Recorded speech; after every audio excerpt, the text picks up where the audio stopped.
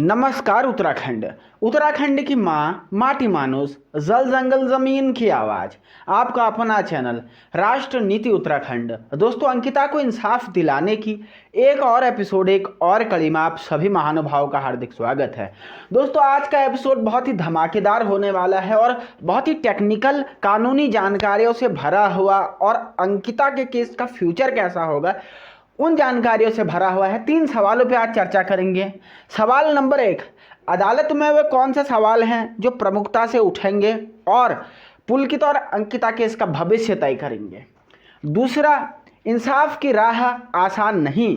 लोगों को अभी भी लग रहा है कि आसानी से फांसी की सजा या उम्र कैद हो जाएगी, लेकिन बहुत ऐसे तकनीकी बिंदु हैं जो अभी भी डिसाइड होने बाकी है।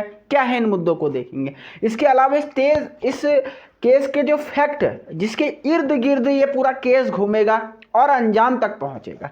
दोस्तों, इस वीडियो को आगे बढ़ाएं। आप सभी लोगों से मेरी हमेशा हाथ जोड़ के एक अपील रहती है कि अंकिता केस को अब पूरी मीडिया में कहीं जगह नहीं मिली, केवल राष्ट्र नीति उत्तराखंड पे। तो हमारा हौसला बढ़ाएं और कमेंट बॉक्स में जस्टिस फॉर अंकिता लिखें और वीडियो को लाइक करें, ताकि हमें लगे कि हम इस जंग में अकेले नहीं। आप सभी महानुभाव, सभी जनता राष्ट्र नीति के साथ अभी भी बने हुए हैं, ऐसा हमें एहसास हो जाए। तो सबसे पहला सवाल पे मैं चर्चा करूंगा, वो सवाल जो अदालत में उठेंगे।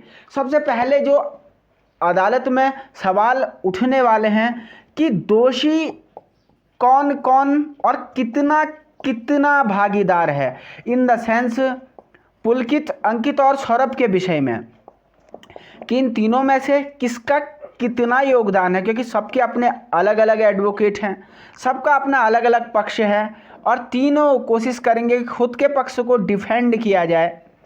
तीनों कॉमन रूप से दोषी पाए जाते हैं, ठीक है। तीनों को हम कह सकते हैं कि भाई कॉमन रूप से लोग दोषी पाए जाते हैं, या तीनों जो है कोई 2 दोषी पाए जाते हैं मुख्य रूप से, कोई एक, मतलब ये मूल रूप से इसमें मूल दोषी कौन था, ये बात काफ़ी अदालत में उठेगी। और इसके अलावा ये भी उठेगा कि इनका उद्देश्य क्या था।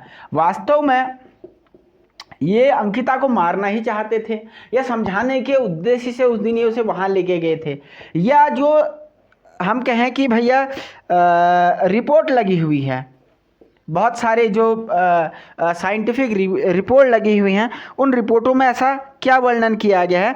इन तमाम सवालों पे यहाँ पे विचार किया जाएगा। खैर, एक पॉइंट तो ये कि कहाँ कहाँ पर अदालत में सवाल उठेंगे। पहला प्रश्न ये उठने वाला है। दूसरा प्रश्न ये भी अदालत में उठेगा कि लगातार उत्तराखंड की सरकार कह रही है कि भैया हमने जांच अच्छी की है, हमने एविडेंस कलेक्ट किए हैं बहुत अच्छे से, तो ये कैसे वास्तव में इन्होंने ठीक ठाक एविडेंस कलेक्ट किए हैं, या जनता को कहीं ना कहीं लॉलीपॉप देने की यहाँ पे कोशिश की गई है, टॉफ़ी देने की कोशिश की गई है। ये बात भी स्पष्ट हो जाएगी जैसे ही चार्जशीट का एक एक पन्ना अदालत में खुलेगा, इस पर बहस होगी। तो आने वाले दिनों में इन सभी बातों पे हमारी नज़र रहेगी। अब इस केस के दूसरे फैक्ट पे मैं आज बात करूँगा। इंसाफ की राह इतनी आसान नहीं। दोस्तों देखिए, खून खून होता है, लेकिन 3 तरीके का खून होता है। एक होता है मर्डर, जिसे आप 302 कहते हैं, हत्या है। दूसरा आप कल्पेबल होमिसाइड, जिसे सदोष मानव वध कहते हैं, सदोष मानव वध 299। और तीसरा गैर इरादतन हत्या, ठीक है, गैर इरादतन हत्या कही जाती है। तो इन तीनों केसों में खून होता है, यानी मर्डर भी अपने आप में एक खून है, सदोष मानव वध कल्पेबल होमिसाइड भी अपने आप में एक खून है, गैर इरादतन हत्या भी अपने आप में एक खून है, अनविलफुल मर्डर अपने आप में खून है। लेकिन देखिए, तीनों की सज़ा अलग अलग है। जहां एक और मर्डर में फांसी से लेकर के उम्र कैद तक की सज़ा का प्रावधान है, इन दोनों में आपको 10 वर्ष तक भी मामला निपटा दिया जाएगा। तो अंकिता की मौत हुई है, ये बात तो पहले से ही साबित है, यानी इन तीनों में से कोई एक केस तो साबित होगा ही होगा।